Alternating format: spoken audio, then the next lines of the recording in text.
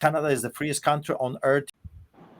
While my story is complicated and has many twists, I grew up behind the Iron Curtain under the boots of the Soviets. I grew up in Poland, a country that was invaded by the Nazis and then, of course, taken over under the boots of the Soviets. So I've heard the stories from my grandparents about police state, tyranny, dictatorship. And then I grew up, of course, um, behind the Iron Curtain when the Soviets were ruling in Europe.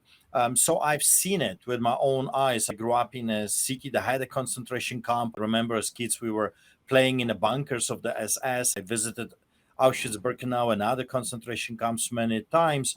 It's a good reminder what happens when when you will not put a check into their power, the power of the people that think they're somehow above the law, the ones that today call themselves the elites, the globalists. They will own everything, but you will own nothing, and you will be eating worms and crickets, and you will be happy while they are flying private jets and driving SUVs and eating the most expensive Japanese steaks. So I've seen this before. Quite often share that with the people because I didn't just read a book or saw a very interesting Hollywood production.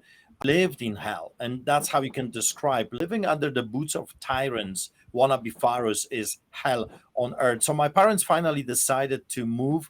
We emigrated to Greece on a boat, and then from Greece we came to Canada. And I find this very ironic because our meeting in the Canadian embassy was amazing because the officer said to us, "Come to Canada.